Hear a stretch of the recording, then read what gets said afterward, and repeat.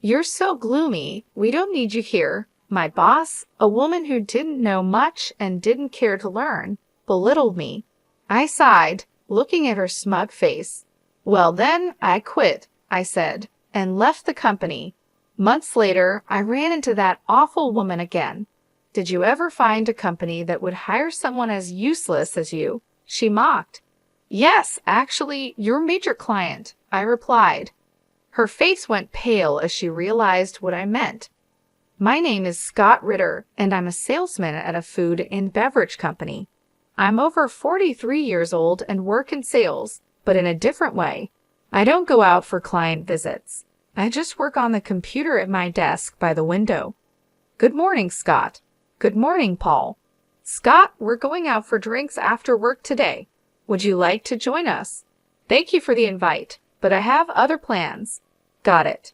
I didn't talk much with other employees and spent most of my time in front of the computer. Everyone else was younger, which partly explained why I didn't fit in with their conversations. Scott always dresses so neatly right. His clothes are always ironed perfectly, and his shirts are crisp. And he smells good too. It's not perfume, maybe fabric softener. I wonder what brand he uses. I noticed them glancing my way and chatting a few times, but I never asked what they were talking about. I just kept working. Time to clock out already. Good work today. Yes, good work today. Scott always leaves right on time, so we know when it's time to go. In a way, he's like an alarm clock for us. I left work on time every day. Sometimes I had places to go after work, and sometimes I just went straight home. Would you like to join our company? Yes, thank you. I'd love to. I joined this company about 5 years ago. Before that, I worked at a different beverage company, but I was approached to join this one. I never stayed long at one company, moving around in the beverage industry. Scott, how have things been since you started? Fine, no major issues. Everything is going smoothly for now. That's good to hear. We have high hopes for your work. Thank you. It was a company executive who had approached me. He had heard about me and reached out. It seems this company often recruits from outside. Well, Scott, do you have a moment? Sure, I'm available. I wanted to ask you about sales strategies. If it's something I know, I'll send you the information you need. Thank you. I'll email you later. I'd like to learn more about Company D and a few other things, said Pamela. Got it, Scott. You're the same as always, she replied, understanding my usual straightforward approach. Just then, Michael approached as the younger colleagues were chatting with me. Michael Phelps is the only colleague close to my age in sales, and he's the one who brought me to this company. That's right. Thanks for your help with that issue. I'll be counting on you again, I said. Got it. Also, the client wants to go out for drinks next time. Understood. Michael and I had known each other before joining this company, so we could communicate with just a few words. As the only other senior employee, he handled a lot of different tasks. Michael is attentive and single, which makes him quite popular. Let's keep up the good work today, he said, as we enjoyed another peaceful day in the sales department with no major issues. Nice to meet you. I'm Laura Sanko, and I'll be the new department head starting today, she introduced herself when she was transferred to our team. Laura came from a larger affiliated company, and it seemed she had more experience from her previous position. Is that so? Maybe it's a matter of power, someone commented. Who knows, but she's our boss now, so let's hope we can work well together. I sighed quietly as I observed Laura. She was wearing bright red clothes that didn't seem very professional, with heavy makeup and a strong perfume that reached my desk. Her attitude was confident and assertive. Listen to what I say. I'm in a higher position than you, she said, making her authority clear. The thought of her being the boss made me uneasy. Hey, who prepared this document? She asked. Yes, that was me. Read this document, and the client you're handling will now be my responsibility. Am I really changing this now? What's wrong with this document? Figure it out yourself. Look, it's easier to read this way, but in our company, We usually just do as I say, she insisted, making sure everyone in the sales department followed her lead because of her background in a big corporation. She's really the worst. She's all friendly with the young men and Michael, but she's tough on us women, a colleague whispered. I'm just trying to stay out of her way, I replied. It's tough, but let's support each other and get through this. Everyone followed her instructions reluctantly to avoid unnecessary trouble. Sighing, Michael asked, "What's wrong?" "It's about Laura, our manager, as he invited me out for drinks on a rare day off." He sighed heavily, looking genuinely troubled. "Laura has been really on my case lately. Every day she's asking me out." "I see, I get it," I replied, understanding his situation. It seemed she often invited him out for drinks or meals. Michael looks young for his age, so Laura didn't seem to mind the age difference. He's not comfortable with romantic relationships and has his own reasons for staying single, so being pursued like this was a real burden for him. When I talk to female colleagues, Laura scolds them. That's troublesome. Exactly. Michael agreed, clearly struggling with Laura's behavior too. He sighed wearily. Upper management isn't much help either. Yeah, I tried talking to them once, and they were pretty indifferent about it. It's really affecting me. The whole atmosphere in the sales department has changed. Who knows what will happen next? As expected, the sales department went from being peaceful to tense. Everyone was trying not to get on Laura's bad side. "Hey, you," she called out. "Yes. Don't just sit at your computer all day. Get out and work." "I am working, though. I've told you to go out and visit your clients. Since I've been here, I haven't seen you leave the office even once. And yet, you're always dressed up." That's when Laura started targeting me. She glanced at my computer, clearly not understanding what I was doing. "You're not doing any work, are you?" "I am doing my job." She thought I was slacking off. "Besides, you hardly talk to anyone in the office. You just say hello and nothing more." "Everyone is busy, so I try not to disturb them," I explained, preferring to communicate through email and chat. That's also how I heard about her rumors and complaints. "Really, you're so gloomy. You're in sales, but you're glued to your computer, not going out for field work, not interacting with other staff. And you're always dressed in mismatched clothes, leaving right on time. Are you taking your job lightly?" Laura seemed to really dislike me, constantly picking on me and making snide remarks. "Scott, are you okay? Laura was hard on you today, right?" "I'm fine," I replied. "She's focused on me right now, so it's been easier for the rest of you. Let me know if you need anything. We're here to help." "Thank you, everyone." The sales staff noticed what was happening and showed their concern. They often intervened by saying things like, "There's work to do," or "A customer is here," to pull her away. Aside from Laura, I had good relationships with others.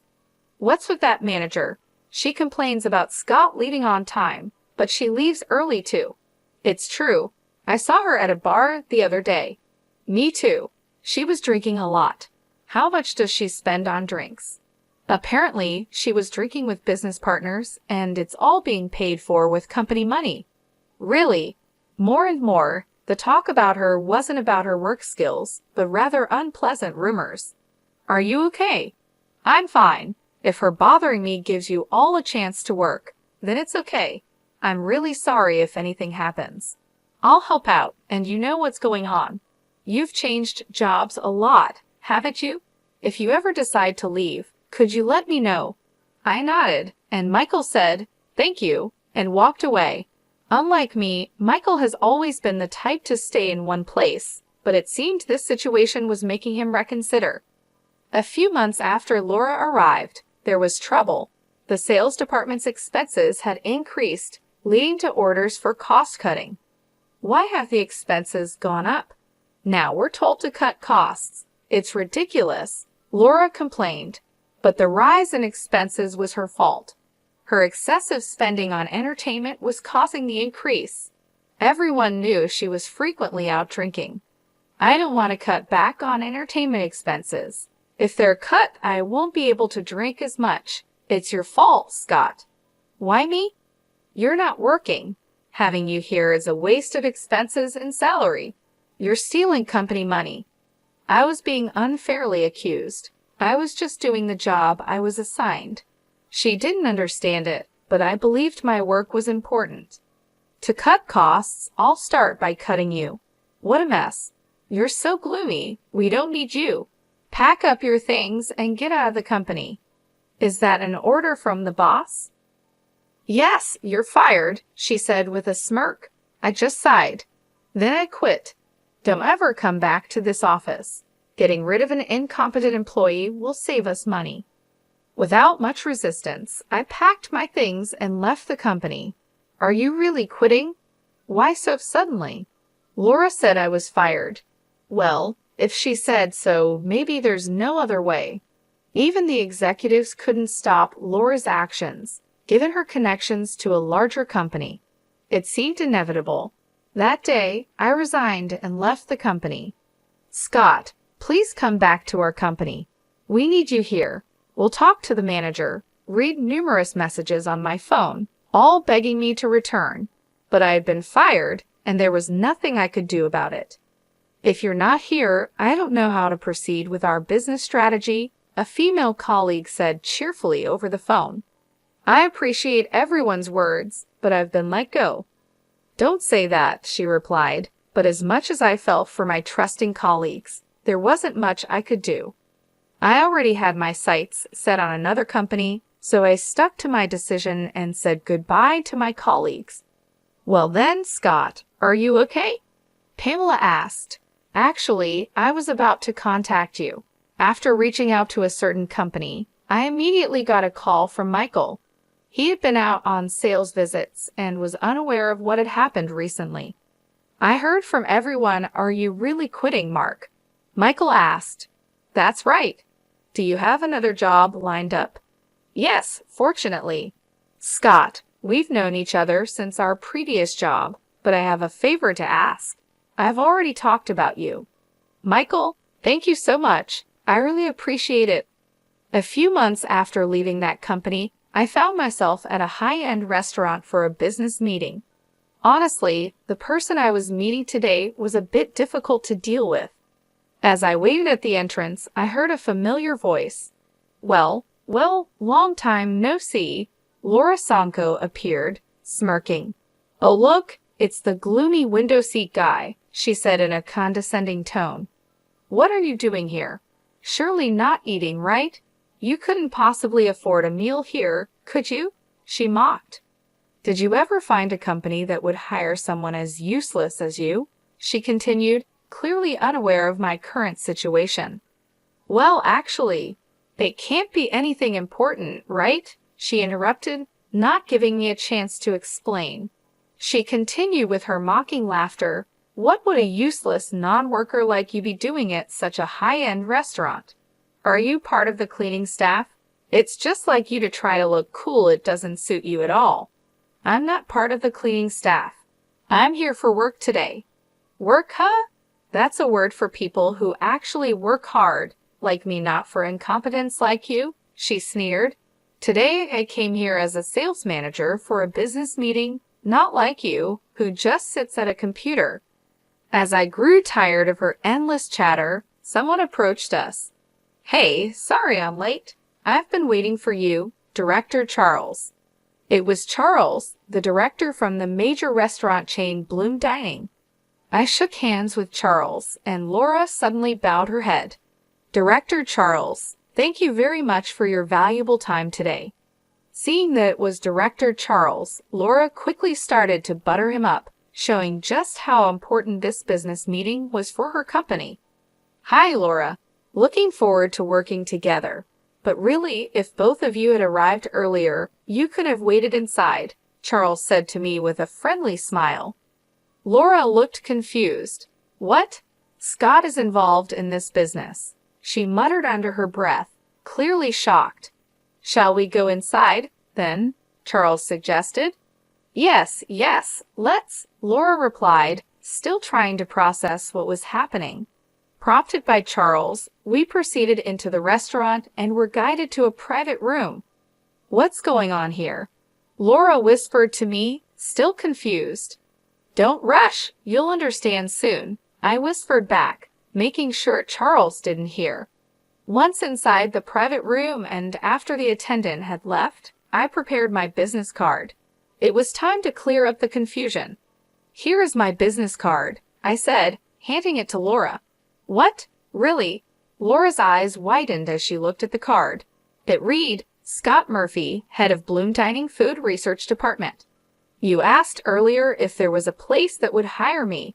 Well, I was picked up by your major client," I said with a smile. Laura's face turned increasingly pale. After leaving that company, I had contacted Charles. I had known Charles for a while and had previously received an invitation from him. "I'm glad you joined us, Scott," Charles said. "Thank you. I look forward to working with you." "The pleasure is ours. We're grateful to have someone with your talents join us. We'll be counting on you." "Yes, I'll do my best."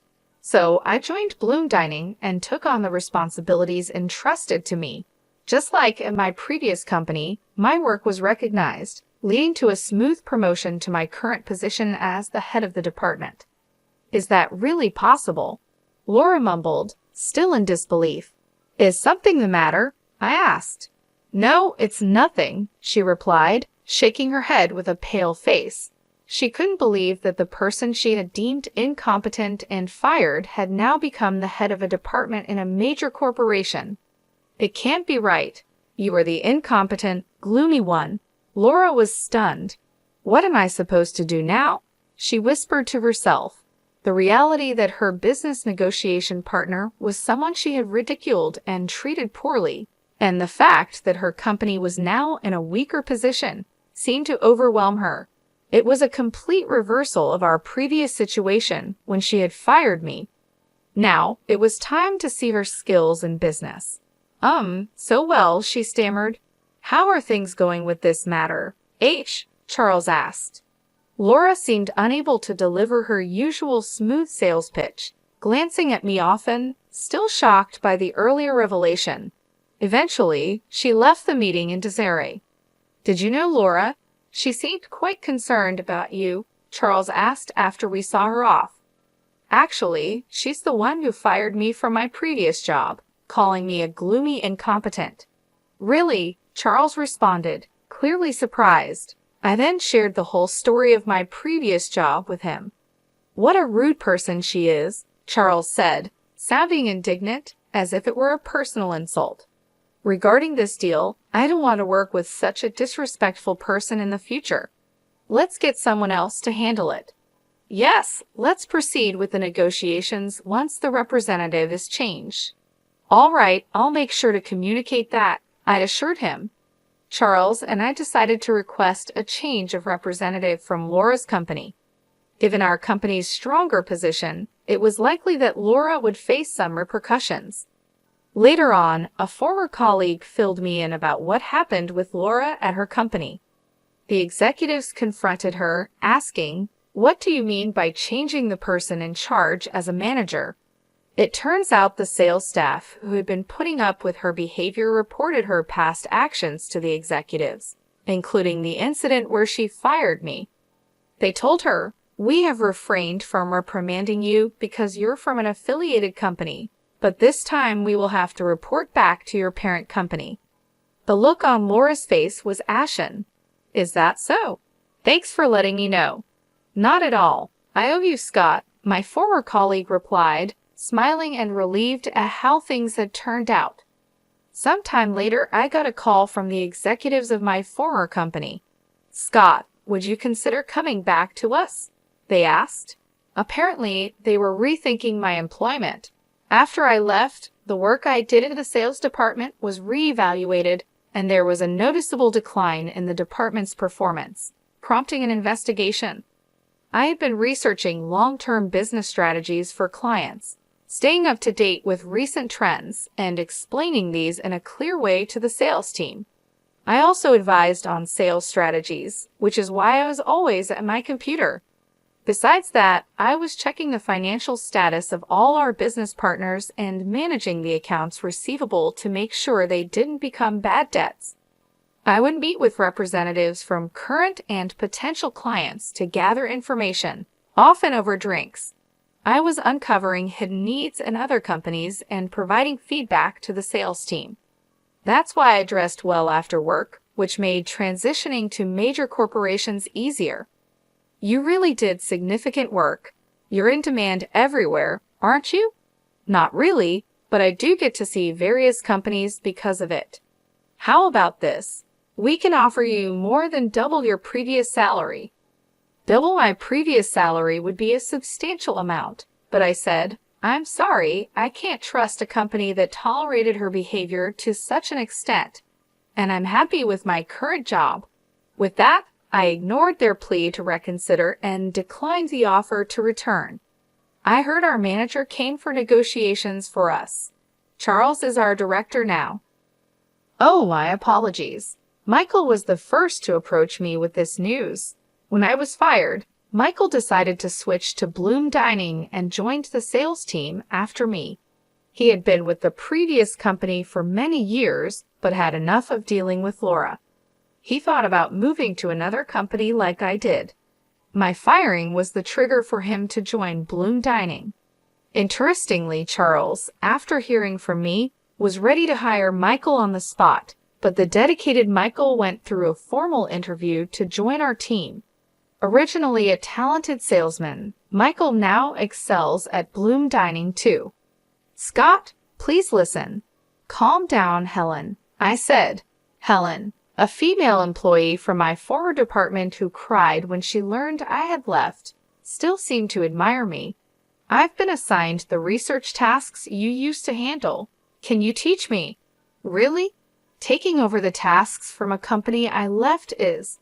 Please, I really want to improve our sales. Despite my hesitation, I was moved by Helen's eagerness and decided to teach her.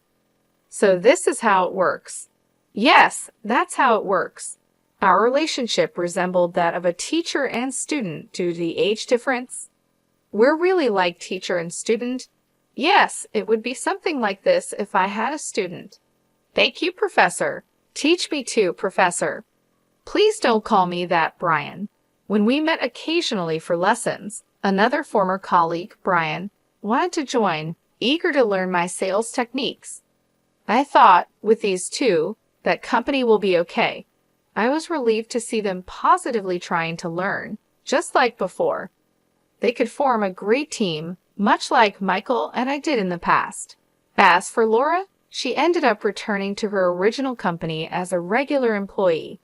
However, her lavish lifestyle and love for drinking couldn't be supported by her regular salary, so she secretly started working at nightclubs. But moonlighting was against her company's rules, and once they found out, she was fired. Now, Laura is struggling to attract clients because of her haughty attitude, and she isn't earning much. It's a sort of poetic justice, a case of cause and effect. I saw her looking rough in downtown recently. She caused a lot of trouble for others, so now it's her turn to face difficulties. Laura, who once fired me, now faces her own set of hardships. She wouldn't have thought this would happen back then. She even contacted me using the business card I gave her. Could you hire me at Bloom Dining? She asked. That's impossible. At least contact Michael, I told her. She contacted me too many times and was becoming a nuisance, so I passed her messages to Michael. He replied, I'm sorry, but I'm not interested in people like you, and frankly, I dislike you. Please don't contact me or my colleagues in the future. To be honest, I don't want to hear from you again.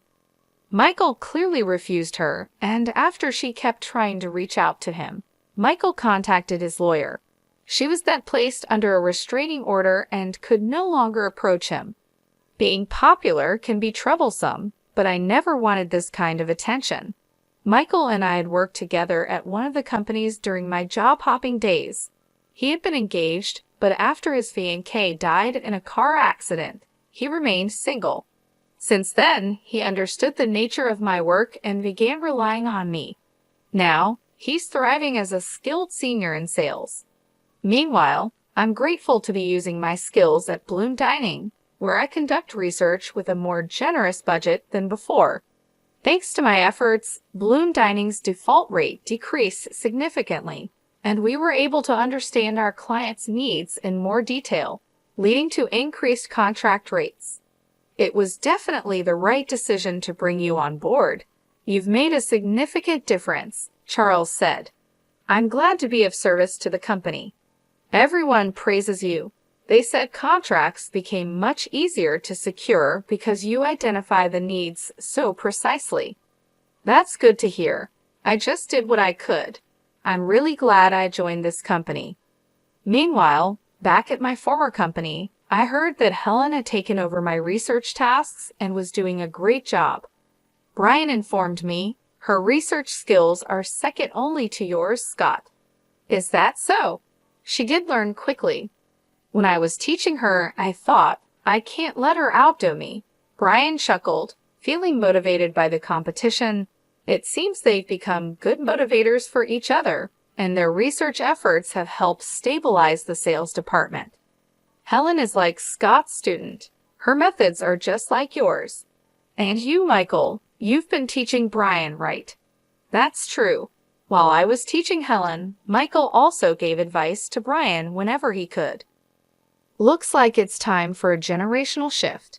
Maybe, but since we're at different companies, we'll stay rivals for a while longer. Indeed, we can't afford to lose. Flashy jobs are easily noticed from the outside, but the supportive roles behind the scenes are just as important for a company's growth. While some in sales secure contracts, it's the administrative staff who provide crucial support. Cleaners keep the office and common areas tidy, contributing to the overall function. An organization can grow because it has employees fulfilling various roles. It's often unclear who is doing what and how they contribute to the work. However, it's important to approach each role without prejudice and strive to understand the contribution of each member. Leaders, especially, should never forget this.